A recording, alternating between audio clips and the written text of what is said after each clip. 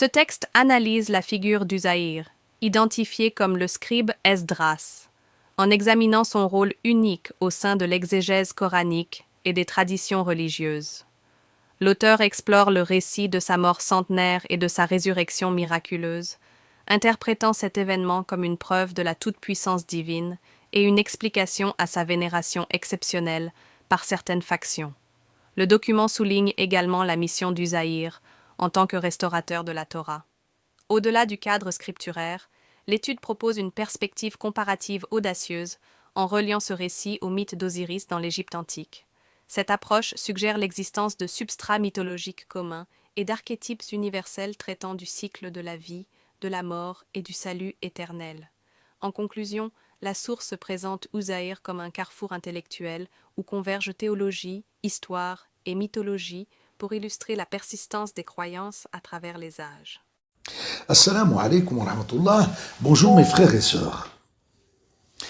Uzair, c'est un nom qu'on trouve dans le Coran, un nom qui se situe vraiment au carrefour de plusieurs grandes traditions. Mais alors, qui était-il? C'est une question qui nous lance dans une véritable enquête mythologique, et c'est passionnant. La question de départ, elle est simple en apparence. Qui est ce fameux Uzair? Mais en creusant un peu, on découvre que son histoire est un véritable puzzle, un casse-tête théologique, qui va nous obliger à remonter le temps, et bien plus loin qu'on pourrait le penser.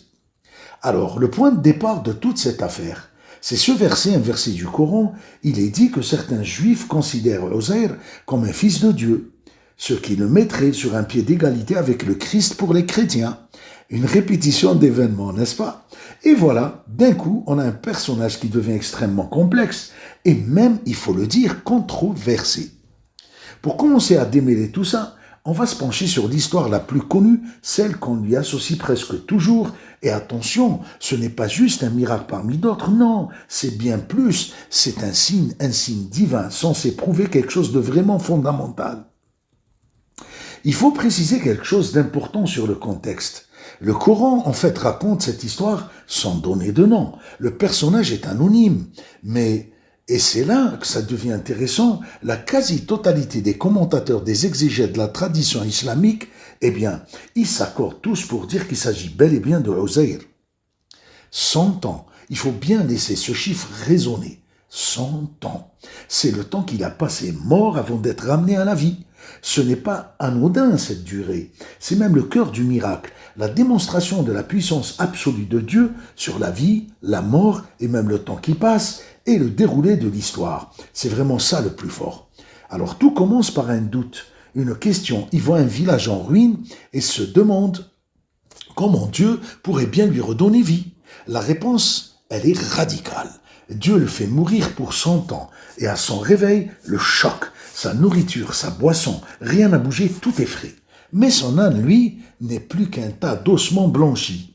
Et là, le clou du spectacle, sous ses propres yeux, le squelette de l'âne se reconstitue, les os s'assemblent. C'est la preuve ultime, impossible à contester. D'accord? Ce miracle est incroyable, mais ce n'est qu'une partie de l'histoire de Uzair.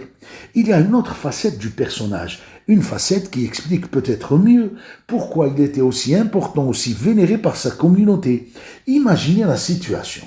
Dieu avait révélé à Moïse alayhi salam, qu'il allait reprendre la Torah, car son peuple avait refusé de croire. Peur pour sa mission, Moussa alayhi salam confie la Torah à Uzair. La Torah a disparu. La tradition nous dit qu'un seul homme l'avait entièrement mémorisée, Uzair. Alors quand il revient 100 ans plus tard, il est capable de la réciter intégralement de mémoire. C'est un acte fondateur. Il restaure la loi, le savoir sacré.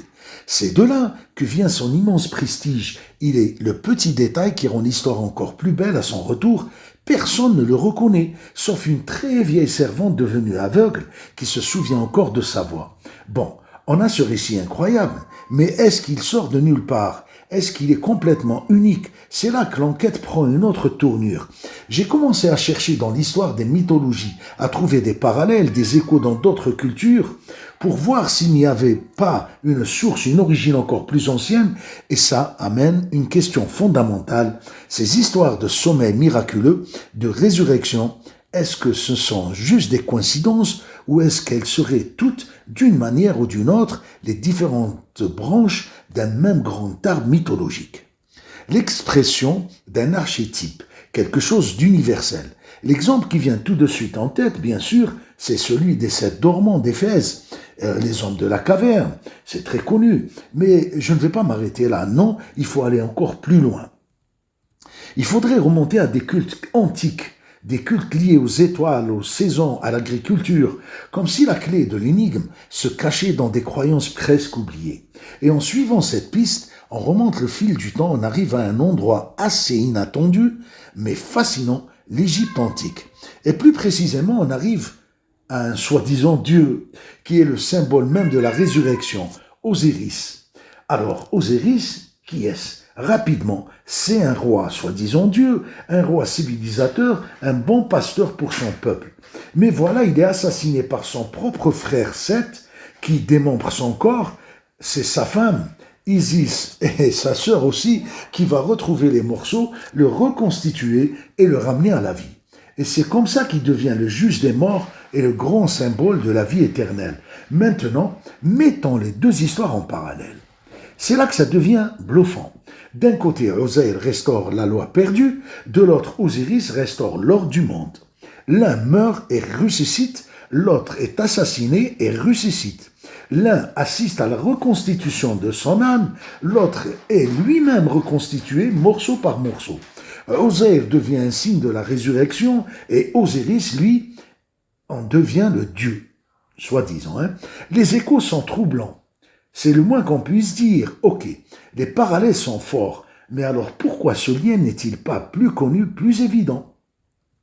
Il y a une explication possible, une théorie qui nous vient de l'histoire politique. Ça s'appelle la damnatio memoria, la condamnation de la mémoire. En gros, c'est quand un pouvoir décide d'effacer volontairement quelqu'un ou quelque chose de l'histoire, des archives de la mémoire collective, et dans notre cas, cette hypothèse pointe vers un personnage historique précis, Ptolémée II. C'est un roi grec qui régnait sur l'Égypte, et il aurait pour asseoir sa propre légitimité et imposer ses dieux, tout simplement mis de côté, voire banni, le culte d'Osiris. Il a complètement usurpé le nom.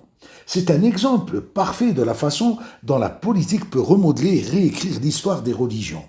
Alors si on rassemble tous les fils de notre enquête, on arrive à une idée beaucoup plus vaste, une idée sur la vie des mythes, sur la façon dont l'histoire voyage, se transforme, s'adapte au fil des siècles et des cultures. Il y a un mot un peu technique, mais très important pour ça. Le syncrétisme. Qu'est-ce que c'est? C'est tout simplement le mélange, la fusion de croyances différentes. Et c'est probablement comme ça que des éléments du mythe d'Osiris ont pu voyager dans le temps, pour être ensuite récupérés, intégrés, réinterprétés dans des histoires beaucoup plus récentes. Au final, l'histoire de Osaïr, c'est vraiment un cas d'école fascinant. Elle nous montre comment un seul récit peut devenir un véritable carrefour, un point de rencontre entre des mondes, des cultures et des époques très différentes.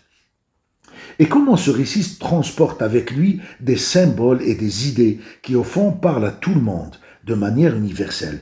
Je voudrais attirer votre attention par cette coïncidence entre les deux noms, qui sont vraiment des homophones, Osaïr et Osiris. Et tout ça, ça nous laisse avec une dernière question, une question un peu vertigineuse. Si l'histoire de Osaïr, comme on vient de le voir, porte en elle l'écho d'un mythe égyptien vieux de plusieurs millénaires, alors combien d'autres de nos récits fondateurs, de nos histoires les plus sacrées, partagent-elles des événements semblables? Pensez-y à la religion abrahamique, un véritable syncrétisme, n'est-ce pas? Sur ce, je vous reviens. أستودعكم الله الذي لا تضيع ودائعه والسلام عليكم ورحمة الله